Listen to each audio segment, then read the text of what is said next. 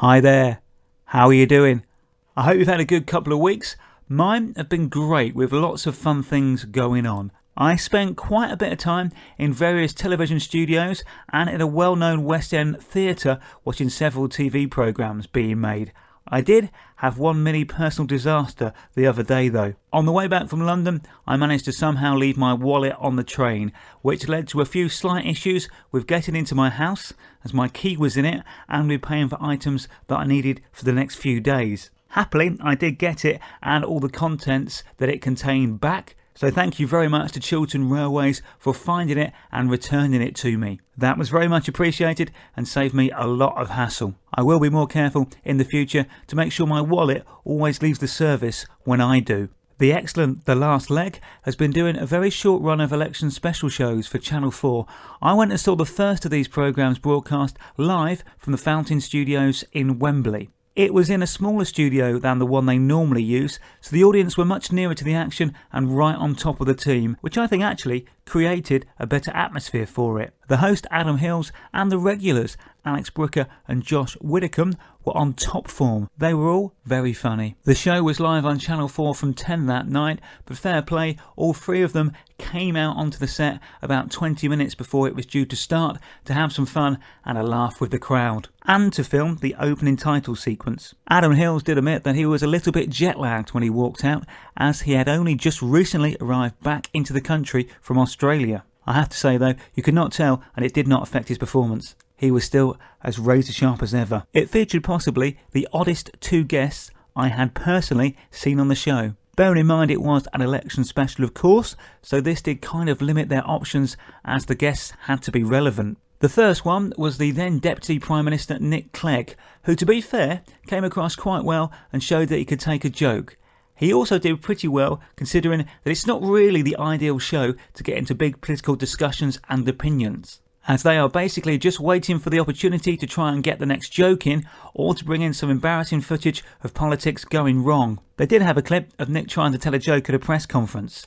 It was that bad that he should probably stick to his day job, and that's saying something. The second guest was Piers Morgan, who actually got booed when he walked onto the set. I can't think of many other guests who have ever received that treatment when appearing on any programme. He took it well, but with the things he often says and does for effect, he is clever enough to know he always risks this reaction. I can't say I particularly like him, but I admire and respect what he has achieved. And annoyingly, I do sometimes have to agree with some of the things he says. It was a fun night out and you left the studio in a good mood, even after all the election talk, which I think is the sign of a good show.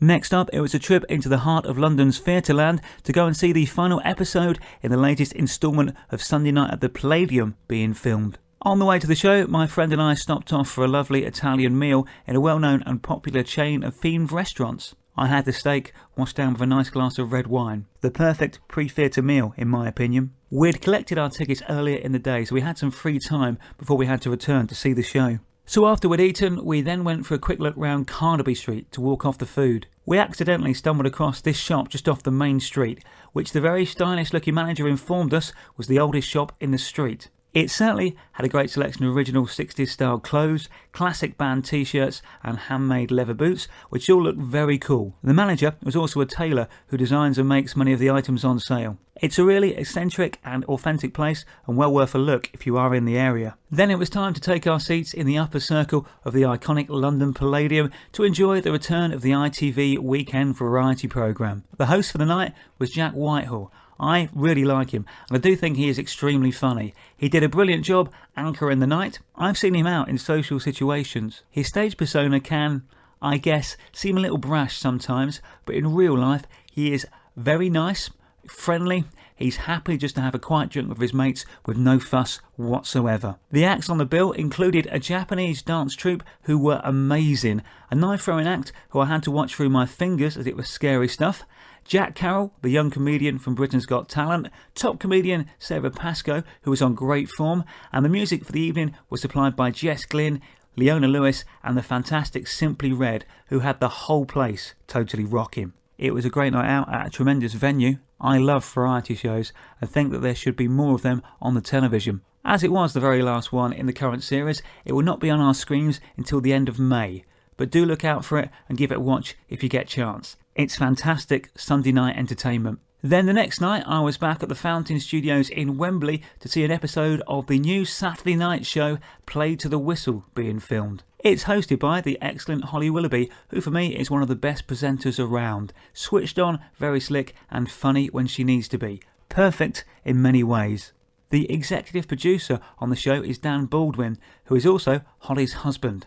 He's involved with a lot of high-profile panel and game shows at the moment. Also on the show is Bradley Walsh, who is great, a true professional and a very nice man. And footballer Frank Lampard, who plays his role brilliantly. He knows why he is there and what he needs to do.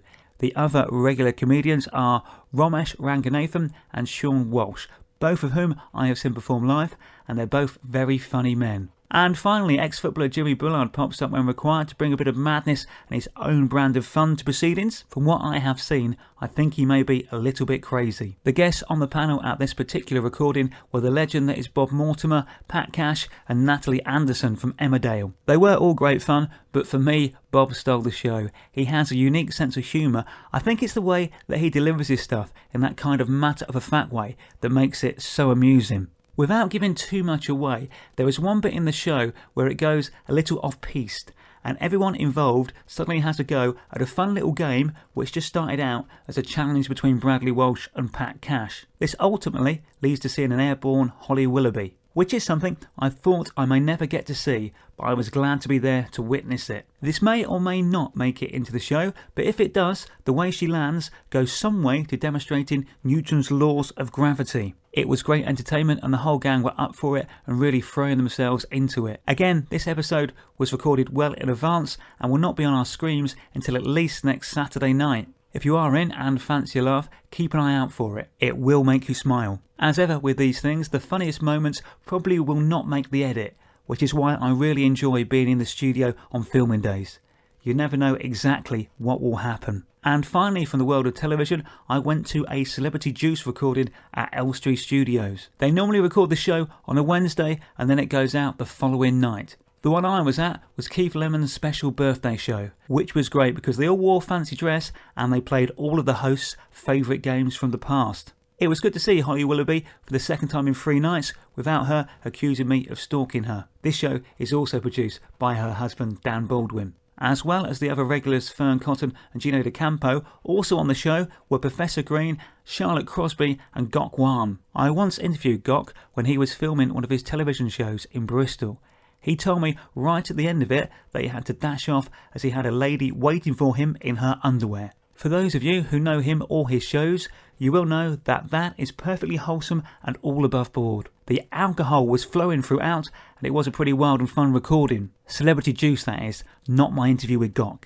I think you could certainly see that was the case if you did watch the show on ITV2 the other Thursday. On Bank Holiday Monday, I went and tried out a new sport for the very first time. Having never set foot on a proper golf course before, because I have never really had the desire to try that particular game, I was much keener to try a new form of this sport featuring my favourite sport, football. So after being invited by a former football teammate to play foot golf with him and a few of his mates, I naturally jumped at the chance. Richards Park Golf Club in Ivor has built a specially adapted course for footballs. It's only just recently open, so we were one of the first people to try it out. It costs £16 per person for a round, which does include a football and a scorecard for your group, detailing the par for each hole, plus a map of the course. It was a good laugh and, if I'm honest, a little bit harder than I thought it would be. It took us about 2 hours to get round the 18 holes. When we had finished, we had a pint in the clubhouse so we could just double check the scorecards. I came in last place out of 4, but it was a close game. And there was only 4 shots, or kicks if you like, off the leader. If you are a football fan and fancy a good giggle with your mates, I would definitely suggest giving it a go. It's really well set out. The holes are set into the greens like proper golf, only they are football sized. And they all have flags in them too. I do plan on having another game or 2 before the summer is over. It was certainly a very pleasant way to spend a May morning. I have mentioned before that I'm a big fan of Twitter, and one of the reasons I like it is for moments like this. Listening to Chris Evans on the Radio 1 Breakfast Show is what made me decide that I wanted to work in radio. So imagine my delight when one of my broadcasting heroes retweeted something that I'd posted over the weekend. It's fair to say it did lead to an increase in my personal traffic on the site, well, at least for a couple of hours anyway. It was simply an observation about how his description of what he was experiencing at the airport would have made for a very different start to the film Love Actually. I still enjoy listening to Chris Evans on Radio 2 now. He is such an exceptional communicator and a very interesting man. So cheers for the online mention, sir. It was very decent of you. Have fun, and we'll catch up again in a couple of weeks. Cheers.